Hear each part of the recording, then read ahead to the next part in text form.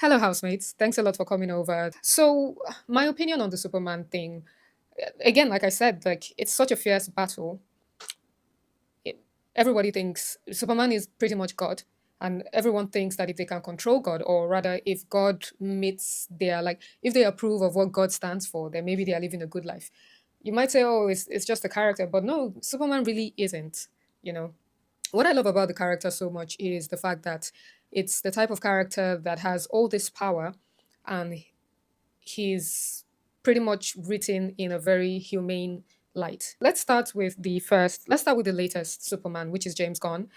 I I should prefix this with saying that in my video I tried very hard to be analytical of that particular version because of all the versions, it's the one I hate the most. And this is not any disrespect or what's the word? It's not disrespect. This is not any shade to people that like it or to people that enjoyed it. I actually enjoyed it in the cinema to some degree. It's just there were a couple of things that were not well done to me. Like there were a couple of things that I did not like. Even if I thought that okay, this is a movie that is kind of enjoyable, for me, I'm one of those sort of movie fans that if you're not doing right by the character, or you can have a movie that is so great, like fantastic, but if you miss the core of what the character is, or if you misinterpret what your character is, what your main character is, basically, I'm quite attached to a main character in a film or a TV series. So I expect that you get their traits correctly. If you're unable to get their traits correctly, it it doesn't matter a lot of times what you do to me. It doesn't matter a lot of times. I'm just not going to like it, and that's just me. So for James Gunn's Superman, like I said in the video, it's quite postmodernist. It uses Superman as a quip for a joke all the time, for the most part of the film. And to be fair, at the start of the film, I wasn't opposed to it. I saw the marketing. I thought the marketing was great. Before I went into the theaters, I was quite excited to see the film, but that excitement quickly faded away at about 30 minutes into the film, I'd say roughly, because I realized that this is a film where James Superman is a joke and Superman is not going to be taken seriously. And that was going to be a theme throughout the film. And that's just not okay with me on any level because Superman is one of those characters. Basically, James Gunn made Superman a misfit. And Superman is not a misfit. It basically made him the lead guy in Guardians of the Galaxy. Sorry, guys, I'm not that great with names, so I forget. So he made him a joke. He used Superman as the butt of the joke throughout the film. Superman doesn't really grow beyond being a character people talk down to. And even the use of his powers, I thought was the least creative of all the Superman films. I mean, even back in Richard Donner's time, where the technology was limited, I felt like the use of Superman's powers in that film was way more imaginative than what James Gunn came up with. There was a particular scene in the movie where I think the pocket universe thing part where Superman was was trying to avoid falling into a black hole, and James Gunn, his writing, I don't know, he just couldn't think of anything better than having Superman call on crypto. I get the fact that crypto is supposed to play a part in the film. I wasn't opposed to crypto, but Superman needed crypto way too often. Crypto did not need to have that much screen time, you know.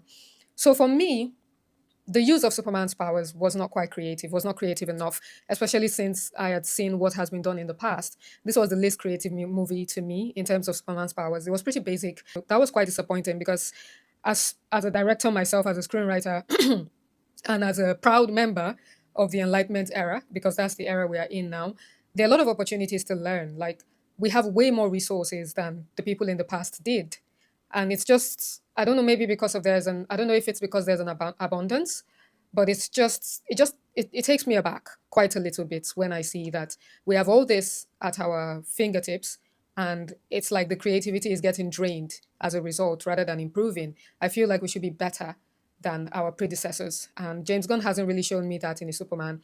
Back to that scene where Superman was trying to avoid falling into a black hole. The VFX, the CGI there, I didn't quite like. The colors were quite lousy. It was a lot of purple. It looked like a pixel, like that video game. What's the name of that video game? The one that has all the blocks. I forget. It's like pixels. It's like pixels. And I didn't quite like that because I remember the plot line of splitting the Earth into two has been used before, right? That's not the first time that Lex has tried to do that in any of the Superman movies. So yeah, I didn't quite like the CGI there. We've seen in the past the same tearing a rift through the earth. And even in Richard Donner's version, the colors and the concepts, the art, the CGI that they used there, the effects, I think they probably were practical effects because there wasn't a lot that could be done yet with VFX and CGI. But effects look better to me. It looks more natural. It looks like what it would look like if you were actually tearing a rift through the earth. It'd probably be lava and not some purple thing that looks like it's out of a video game. Maybe that was intentional, but it's an intentional choice that I didn't quite like. So Gunn plays Superman as a joke for most of the movie, all of it, to be honest. And Superman has no authority, no leadership within him. The Justice Society doesn't listen to him. His girlfriend doesn't listen to him. Humans don't listen to him. And then there was the character assassination of Jor-El, which, no, I'm not for that. That was another thing that I thought was quite odd and unnecessary. It just felt like something that was put in there to have some sort of conflict. And it's fine if the message was fake, but for some reason, James Gunn decided that the message should not be fake, and that's a big no-no for me. I don't want to speak for too long on one particular Superman, so I'm just gonna. I have it written down here, by the way. I have it written down here. I have it written down here, like what I want to talk about because I talk too much. I'm not even gonna lie. I talk too much. And getting my thoughts together can be quite complicated for me. So consider this a live stream. I won't be editing this video. It's just gonna be straight. So consider this something like a live stream. Also, for James Gunn, the plot of the film doesn't really make sense. It's such a scatter plot. I've been calling it a TikTok video. That's what I've referred to the movie as, like a TikTok series. It doesn't really have a head or tail. This happens, then that happens, then that happens, then that happens. There really isn't any emotional depth or any deep message or story to be had here. And what is ironic to me in the film, again, which is a core trait of postmodernist art, like I said in my video, uh, there's this illusion of enlightenment that needs to be maintained throughout the film. So despite the fact that the movie is kind of like the old stuff that drew from stage plays and had dissolves and parts that didn't really make sense, but everyone just went along with. The fact of the matter is James Gunn's Superman is literally one of those type of movies where there's a lot that doesn't make sense. There's a lot going on. It's just a lot of things are happening, but they are not exactly tying together and they are not exactly sensible either. But because this is postmodernist art, you have a situation whereby, and this irks me, by the way, this is something I find particularly irritating in films, is when you think you're smart, like you think you're clever, essentially.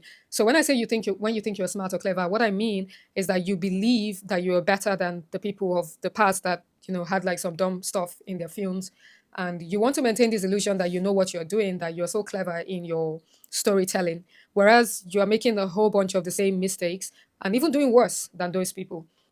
Because I wouldn't say the 1978 Superman is a perfect film in terms of all the elements being put together properly and logical consistency and all of that great stuff.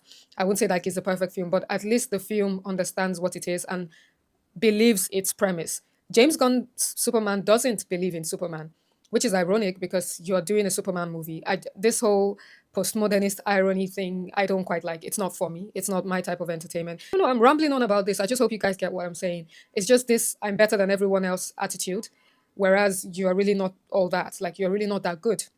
You're not even good at all, And I was really tired of the whole narrative of not taking the superheroes seriously.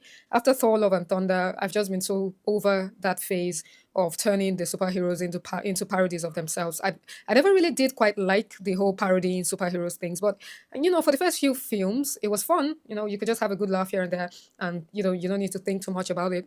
But we need to get back to base in terms of the storytelling, in terms of the depth, in terms of the intensity, in terms of the sincerity. Sincerity is getting lost, and I don't like. It's not something that I like. It's not something that I'm a fan of because I think sincerity is very important. If people are going to take anything away from your film, if they're going to remember your film, if they're going to feel something, and that's what movies are supposed to do. They're supposed to make us feel something. It shouldn't just be laughter, which is all I got from this Superman, by the way. I was able to laugh in some moments, which I thought was good. The tone was optimistic, which I thought was good. The optimism, I will use that term lightly because that's not exactly my version of optimism, but you find out my version of optimism later. But it just lacks any substance. It's like an elaborate TikTok video, and all of James Gunn's excesses. And by the way, I don't know if I can add the video to this I might add the video to this of me defending James Gunn before the film's release. So nobody should think that I'm biased because of one sort of news or the other. I actually made a conscious decision to avoid any Superman reactions or previews before the film. All I did was consume the trailer and whatever promotional materials were brought out that was related to the film. I didn't see any interviews. I didn't see any political views. I didn't see anything of that sort. It was after the film I started hearing of these things. I wasn't exposed to any of that. And what I felt coming out of that theater was just emptiness. Laughs here and there, but no impact whatsoever. A film that on the second watch, I actually hated it more on the second watch because it really started to fall apart more. When I was in the theater seeing it for the first time, I wasn't thinking about things too much. But watching it the second time, I realized that, oh, there was a lot that I wasn't really getting. And it's not because it was clever that I wasn't really getting it. It was that it was downright stupid. I'm sorry to use that word, but there's no better word to describe it because I had to have my sister explain what was going on to me. And she also, by the way, was very pissed. I was watching it the second time. I procrastinated watching it, but eventually I did. And I had my sister here with me when I was watching it in the Mind House. And she hated it so much. Like she would have me pause the film to just bash it. Like she was I thought I was angry about the film, but she was on another level. It was crazy. Like she would have me pause it every five minutes or so to just tear it apart. At some points I kept getting confused that what's going on. Like there was a lot going on. It was a lot of information overload. And she had to explain everything to me again, and from there I finally understood, and I understood that this film doesn't even have a sensible plot because a lot of it actually contradicts itself. So in summary, James Gunn Superman, postmodernist, ironic. I'll end with my positives, but let me say postmodernist, soulless, thinks it has a lot to say but isn't really saying anything, packs us with a lot of dopamine hits, but the hits are not very creative. They are just not that well thought through. They are very surface level. Apart from one particular sequence at the end where Superman used his heat vision to his laser vision to roast a few couple of guys that were attacking him. I think that's the only thing that really stood out to me in the fighting and anything that was being done. And Superman doesn't really save lives here. Well, he does, but it would be disingenuous of me to say he doesn't, but he doesn't really save lives, but he saves lives when it has to do with combat. A lot of it is to do with fighting, which is something that Superman has evolved into, which is a bit of a shame to me because I quite enjoyed watching the creativity of Superman saving people when it had nothing to do with a fight. But we're the modern audiences. This is what we like. This is what we want to see. But I would like there to be a bit of a mix there. As much as I love to see kick-ass action and fighting, I also quite enjoy seeing Superman, be a savior, save people, even without any threats, any violent threat. Very light TV film, doesn't have a lot of substance, gets the character completely wrong. One thing I noticed in this Superman is that Clark and Superman actually behave the same way. James Gunn doesn't even take the time to study the character properly and give that distinction. I don't know. I don't want to put any blame on any of the actors. So Christopher Reeves is such a good actor. He's such a fantastic actor. He's so good. The way he's able to execute Clark and the differences in the character, him executing Clark and executing Superman, that actually would make you believe that the disguise is not goofy because they're two different people. He behaves nothing like Superman. Clark is an introvert and he's awkward. He's always slouching. Even though he's obviously attractive, he's just one of those guys that they're attractive, but they don't know that they're attractive. They don't really take care of themselves all that well. They're just, he's always saying hi to everybody, just weird. And then Superman is a social butterfly. He's an extrovert. He's confident. He has poise. He has charisma. And people are drawn to Superman. If Superman did not have any powers, he would be really popular as a human.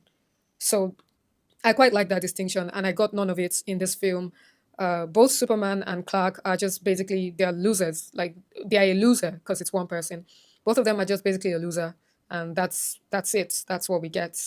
There's your Superman. So a complete misread of the character, and I personally cannot look past that. It doesn't matter to me how funny your movie is.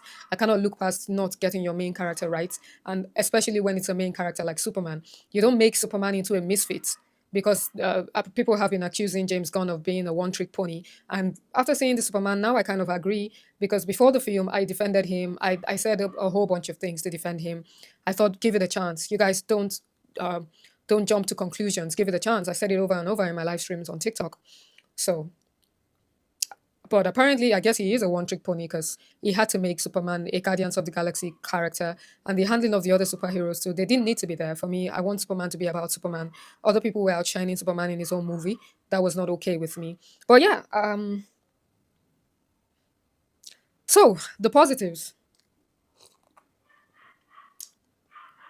The positive, I would say the bright colors. I love that the bright colors are back, even though I'm not a huge fan of the suits.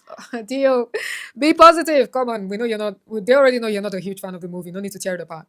So the colors are great. I like the Superman suit. I didn't like the lines, but I like the suit overall. I thought it was fine. David Cornsweat's legs. Oh my days. Oh my days.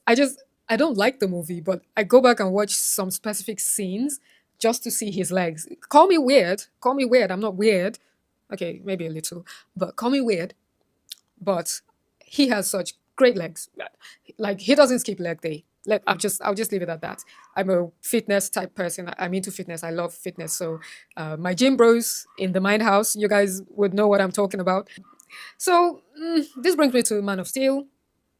One thing I've noticed with every Superman film is it's always a case of the director's excesses. What we come across is the director's excesses, and that seems to be where the problems lie. Because in each film, you can see some positives, you can see some things that work. For instance, James Gunn's the optimism, the upbeat nature of the film, the fact that there were some comical parts and it didn't take itself too seriously at times.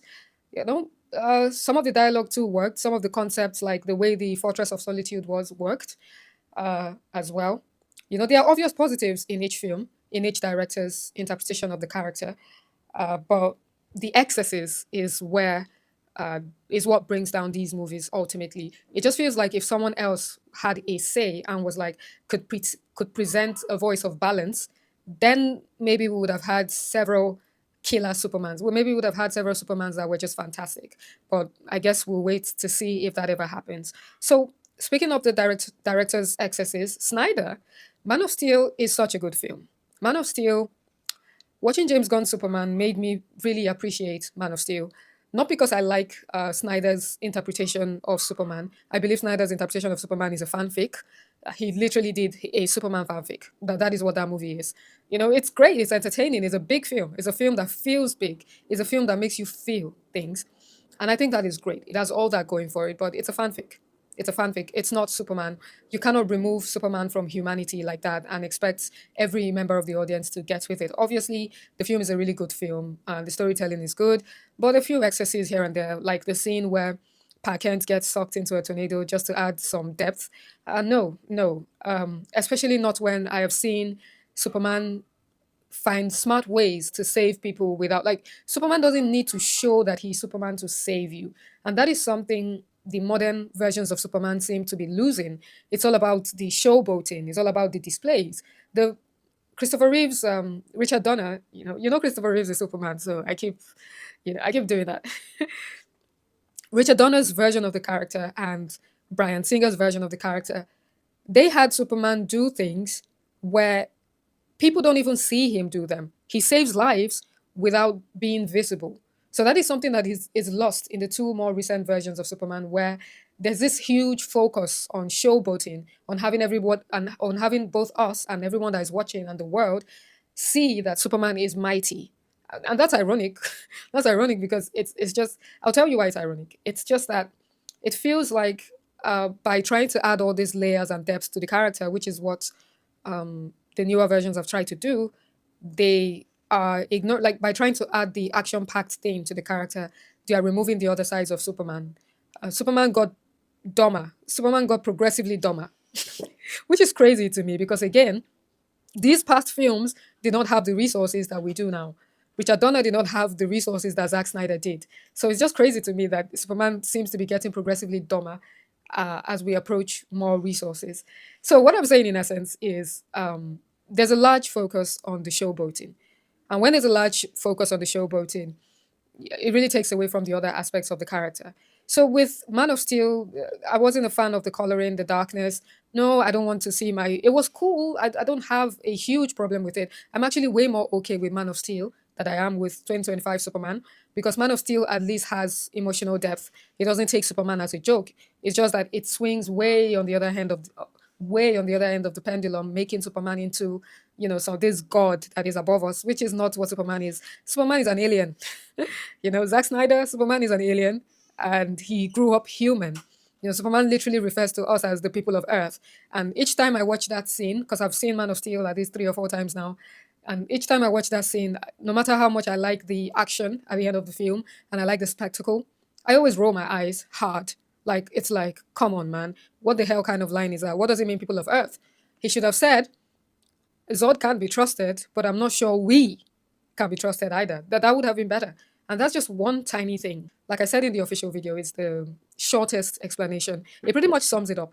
So this whole tone of making him a mythic god and completely stripping the duties to humanity and making everything about this grand combat, I would enjoy that for a part two of a Superman movie, not the first part. For the first part, I want to see him with humans. Some of the costumes in Man of Steel didn't quite land to me, and some of the set pieces, like the giant penises, I, yeah, that was weird. So Snyder's dark design and the costuming, some of it did not work for me, but most of it was good. Most of it was good, so that was good. Then, yeah, it's solid entertainment. It's solid entertainment. It's a good film. It's a really good film because the storytelling is good. The details are interconnected. Like the screenplay is solid. It is solid. It's just I would rather that screenplay for a Superman sequel after you've established him as a helper to humans and as one of us. The point of Superman is that he's someone that has all these powers and chooses to do good, which is what humans aspire to, which is the ideal for humans. So he's human, but he's a great type of human. He's a good guy human that has a lot of powers. He's human first, to sum it up. Then we have Rules Superman, which this particular Superman, hang on, guys.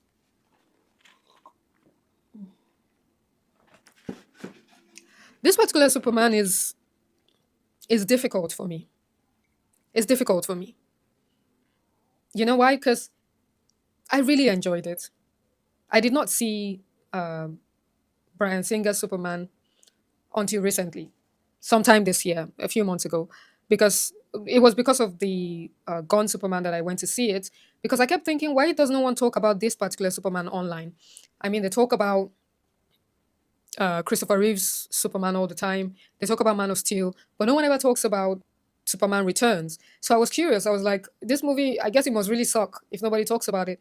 And then I saw it and I was amazed. I was amazed by the drop in filmmaking prowess. When I say the drop in filmmaking prowess, the drop in screenwriting as well, specifically. Because that film that could not compete in 2006 because the audience was changing. I already went over this in the main video, so if you're here, you're probably up to speed. So the audience was changing and they wanted kick-ass action, which is a flaw of the movie, by the way. I'm not saying it doesn't have any flaws, but just the writing of that film, the subtlety in comedy, the way the character is taken seriously, even though I don't like the fact that the script is kind of depressing for Superman. That bit I don't like. But what I'm talking about now is the structure of the writing. The writing is really good. The depth. They are able to make references to Christopher Reeve's Superman. They keep some of it canon as well. So they're able to make references to that film and they're able to tie it together into this new film that is made all these years later. And the writing is good. The comedy I thought was really good. Subtle. It doesn't hit you over the head with anything. So, like I described this film to be elegant in my video. It's just an elegant film. It's a sort of film that, on a day when you don't feel like watching anything too shouty or, in your face, it's perfect. You just relax, you know, in the mind house and you just get swept away. The film is a work of art. I complained about the lack of creativity in sorry, not Snyder. Snyder has quite a bunch of creativity. In Gunn's Superman, Singer Superman is very creative. The shots, look at the poster. That is the best Superman poster I ever made. Period. Point blank, period. Look at the poster. For you to get a shot like that, like the Superman's flights are amazing. The angles are great. It's such a beautiful film. Not in terms of color grading. I hated the color grading, but but in terms of the movement of Superman, the things that he did, the plane save. That plane save is probably my favorite scene in any Superman movie. It's probably my favorite action scene in any Superman movie ever made because the creativity that went behind writing that scene, writing the plane save, and writing the way Superman moves, the way he uses his powers, I thought was really beautiful. That's like the strongest point of that film. But where it falls flat on his face, it would have been such a great film if they had the fighting, if they had more combat. I'm not just going to glaze it and say, oh, because it checks my boxes, because it checks all the boxes that I like. You can check all the boxes that I like to see in a film, but it doesn't mean that you're fully delivered on what you're supposed to deliver on. If that makes it makes sense. It makes sense. You guys get it. But then it falls flat on its head when it comes to the costumes. The Superman costume, I don't like that Superman costume. I don't know if it's the color grading that made it look that way, but the red should not look. It just looks weird. It just looks weird having the red look that dark. So the costume is a no-no for me. I did not like that, and I think it needed a bit more of the faster paced. I think it needed a bit more of the faster paced stuff as well. And I love the way people save Superman in this film. And again, it is done very well. Saving Superman is done very well. Superman is not weak. People help him. He's still relatable as a human, but not to the point of a complete joke of a parody.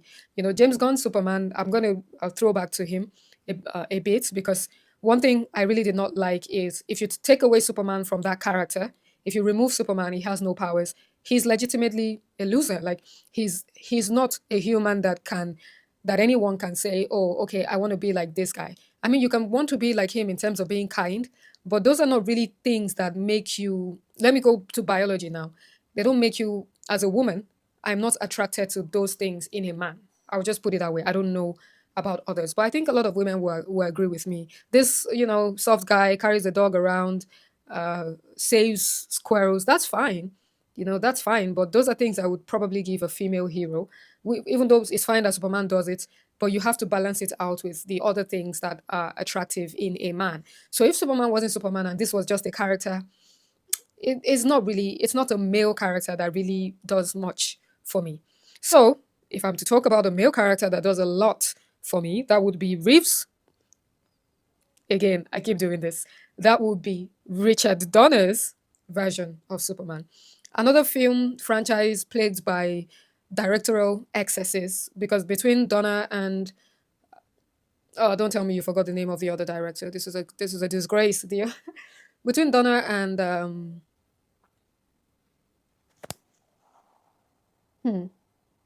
Richard Lester. Yeah, there we go. Finally got it.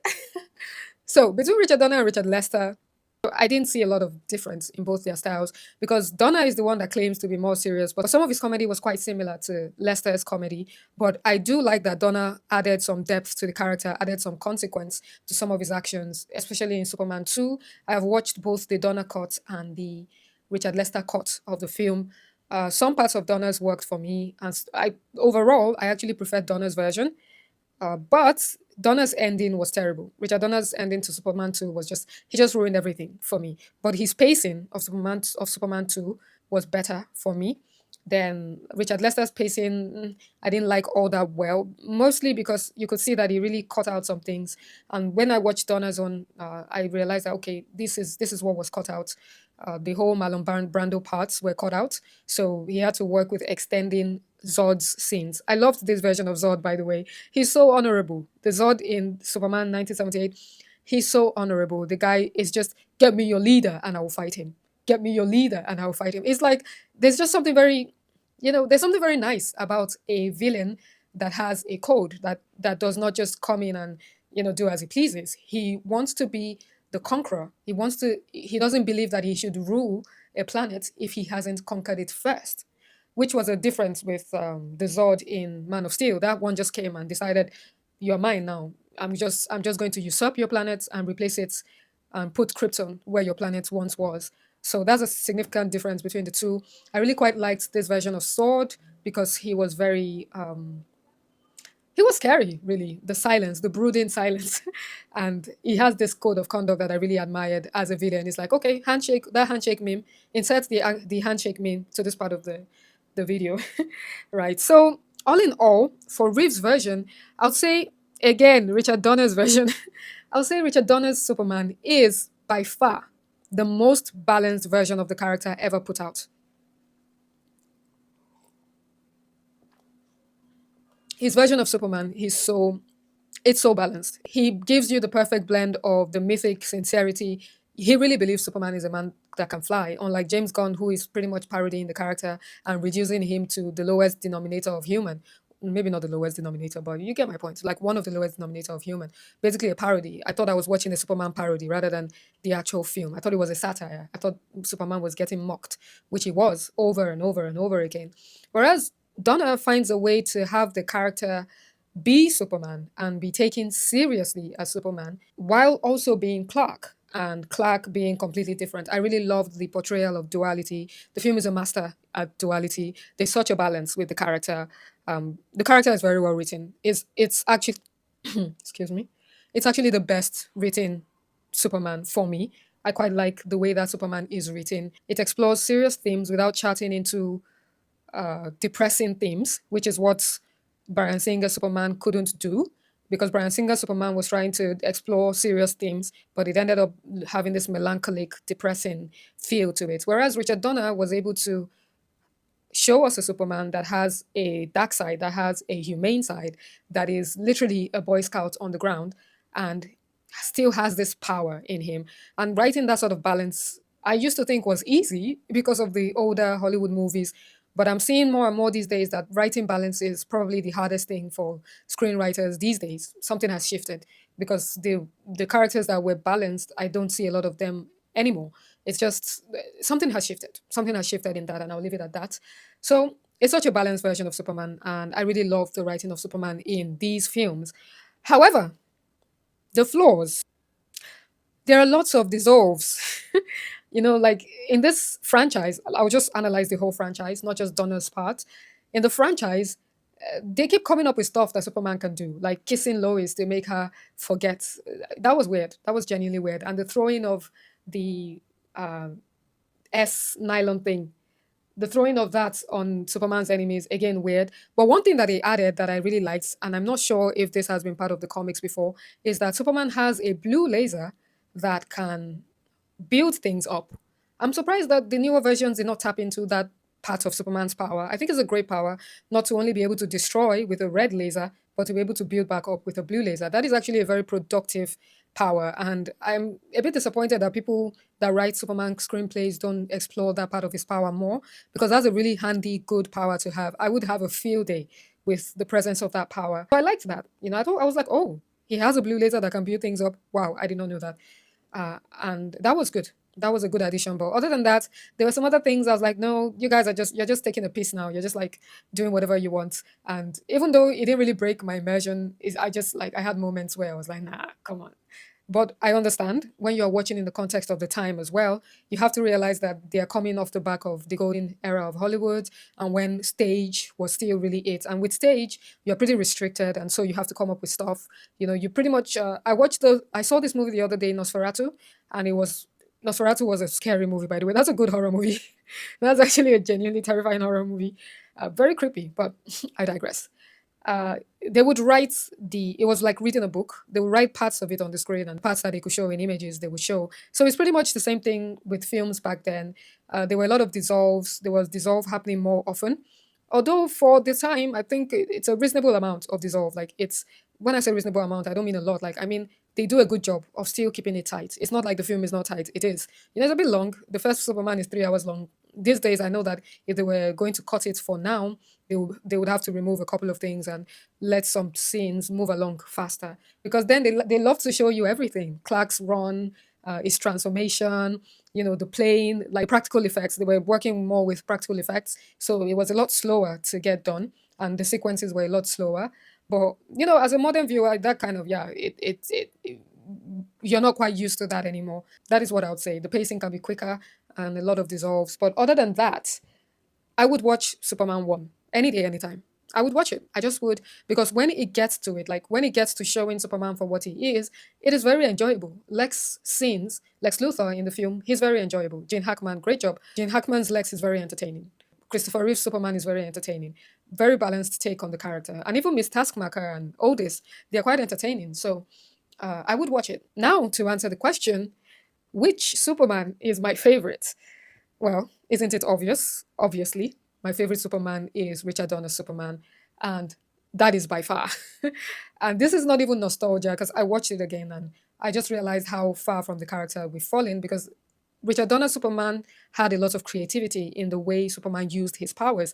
He was smart. Superman was smart. He was portrayed as someone that is intuitive, someone that is versatile, someone that uses his faculties.